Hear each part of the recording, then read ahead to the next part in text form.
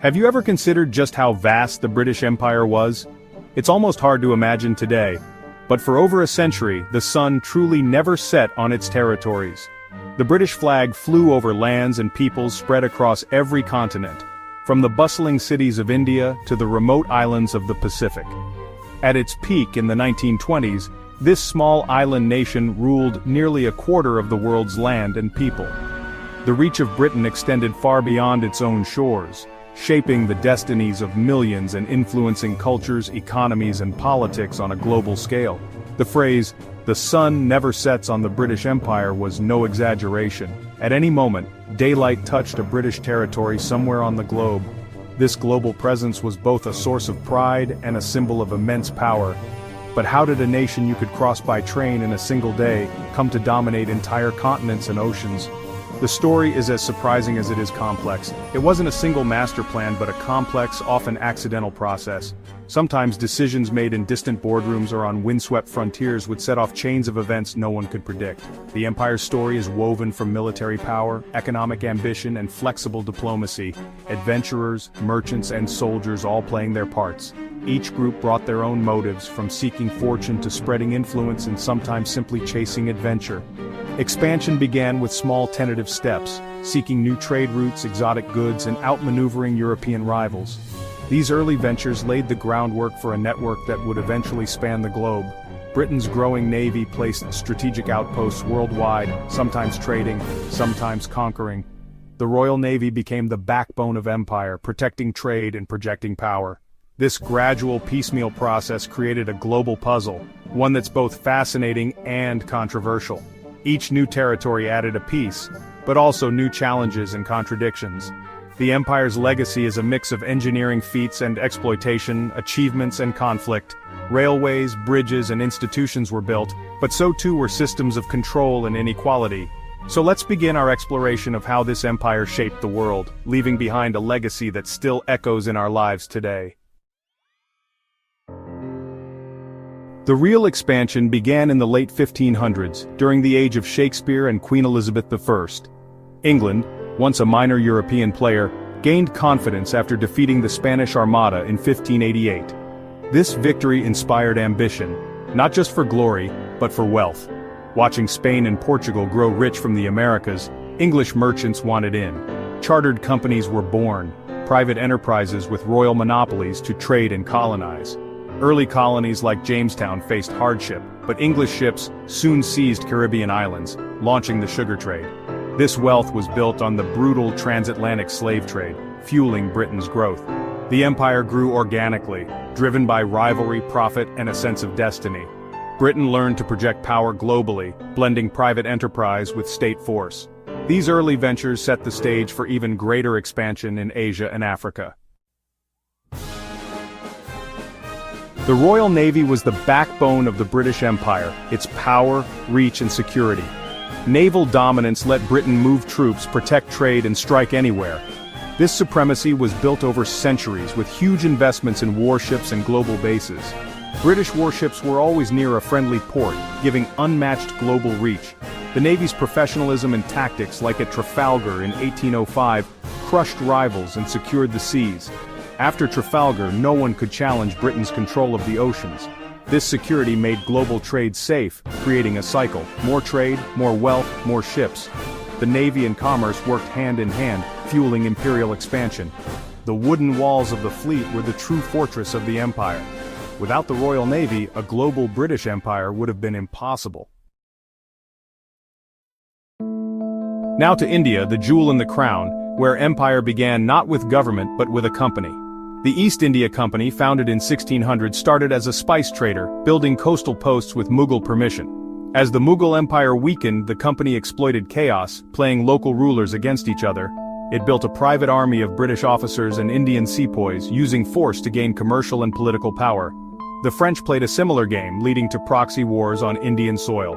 Ruthlessly, the company transformed from trader to political and military power, a state within a state. Men like Robert Clive made fortunes through trade, corruption, and conquest. London directors were shocked by the company's actions, but prophets silenced doubts. The East India Company pioneered a new model: private armies exploiting instability for imperial gain.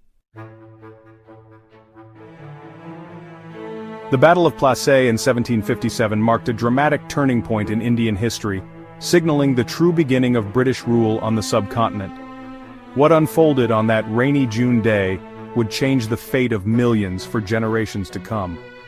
Siraj-ud-Dowlah, the young and ambitious Nawab of Bengal, found himself facing Robert Clive, a determined British officer leading a much smaller but highly disciplined East India Company army. Outnumbered nearly 15-1, Clive knew he couldn't win by force alone. Instead, he turned to cunning and diplomacy, forging a secret alliance with Mir Jafar, a powerful commander in the Nawab's own ranks, who was promised the throne in exchange for his betrayal. As the battle raged, a sudden monsoon drenched the fields. The Nawab's troops struggled as their gunpowder was ruined by the rain, while the British, better prepared, kept theirs dry and ready. At the crucial moment, Mir Jafar's forces stood aside, refusing to fight. Panic swept through the Nawab's army, and what began as a battle quickly turned into a rout. Within hours, Siraj-ud-Dowlah's forces had collapsed. Siraj-ud-Dowlah was captured and executed, his dreams of resistance crushed. Mir Jafar was installed as a puppet ruler, his power dependent on British support. The East India Company now seized Bengal's immense wealth, its gold, resources and revenues, providing the funds needed to expand their influence even further. Plassey was more than just a military victory. It transformed the company from a trading enterprise into a political and military power, setting the stage for imperial ambitions. With Bengal's resources at their disposal, the company rapidly built a larger, more formidable army, recruiting both British and Indian soldiers to tighten their grip on the region. The conquest of Bengal opened the path for the company to expand across the Indian subcontinent, laying out routes for future campaigns and conquests. The victory at Plassey became a blueprint for British expansion, as they used similar tactics of alliance, betrayal and superior organization to subdue other Indian states. The company's rule soon began to reshape the daily lives of millions of Indians, introducing new laws, taxes, and systems of governance that would alter society forever. Plassey's legacy was a double-edged sword. While it brought immense riches to the British, it also led to deep exploitation, poverty, and suffering for many Indians. With the British Empire's grip tightening, India's destiny was forever changed, and the long era of colonial rule had truly begun. Conquering territory was only the first step. Controlling it required infrastructure. The British understood that, to truly dominate, they needed to reshape the very landscape of their colonies, embedding their power in stone, steel, and law. The 19th century Industrial Revolution made Britain the workshop of the world, churning out goods at an unprecedented scale. Factories roared to life, powered by coal and innovation, and British cities became centers of industry and ambition. Britain exported this industrial might to its empire, flooding distant markets with manufactured goods and asserting economic dominance over vast territories. Railways were the most visible change, especially in India, connecting distant regions and transforming economies. These iron arteries moved troops swiftly, enabled the movement of people, and stitched together a patchwork of cultures and landscapes. Railways also shipped raw materials, cotton, tea, spices, minerals, to ports for export, fueling British factories and enriching the empire. Meanwhile, British goods flooded local markets, often outcompeting traditional crafts. The telegraph revolutionized communication, letting London issue orders across the globe in hours, not months. This instant communication shrank the world, making the empire more manageable and responsive. This gave the British a huge administrative advantage, allowing them to coordinate policies, suppress dissent, and maintain order with remarkable efficiency.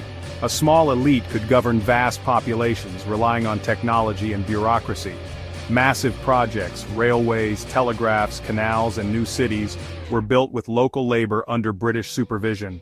These projects often demanded immense effort and sacrifice from the colonized people. The British touted these as civilizing missions, claiming to bring progress and modernity to their colonies, but their main goal was to extract wealth and tighten control. The flow of resources was always directed toward Britain, enriching the empire at the expense of local economies. Infrastructure served imperial interests first, local needs second. The priorities of the empire shaped every track, wire, and road. The empire's web of steel and wire bound its territories together, creating a network that served Britain's benefit above all else.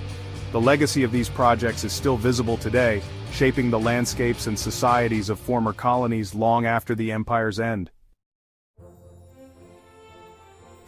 British technology and infrastructure brought both unity and upheaval. Railways and telegraphs connected regions, fostering new identities and, ironically, aiding nationalist resistance. But economic changes devastated traditional industries, like India's handloom weavers, while cash crops replaced food, increasing famine risk. Western education created a new elite, who later led independence movements using British ideas of rights and self-rule. The British reordered societies for their own benefit, creating dependencies and disrupting traditions. Progress was never neutral, it served imperial power and left deep social scars. Former colonies still grapple with these legacies today. The British Empire's legacy is everywhere, especially in the borders drawn across Africa and the Middle East, often ignoring local realities and fueling future conflicts. English became a global language, a tool for opportunity, and a reminder of colonial dominance. British legal systems, parliamentary democracy, and even sports like cricket spread worldwide. These cultural and institutional echoes shape daily life, from time zones to architecture. The empire's influence isn't simply good or bad, it's a fact of history. The world was remade in Britain's image, and we still live with its framework. The empire's ghost lingers in ways both obvious and subtle. The story of the British Empire is one of ambition, innovation, and exploitation. A tangled legacy that still shapes our world. Understanding this history is vital for making sense of today's global inequalities, migration, and political tensions. The empire's impact lives on in language, law, trade, and relationships between nations. Acknowledging both its achievements and brutalities helps us see the full picture. The British Empire is a powerful lesson in how power, technology, and ambition can reshape the world. Its threads are woven into the fabric of our present. By tracing them, we better understand our shared future.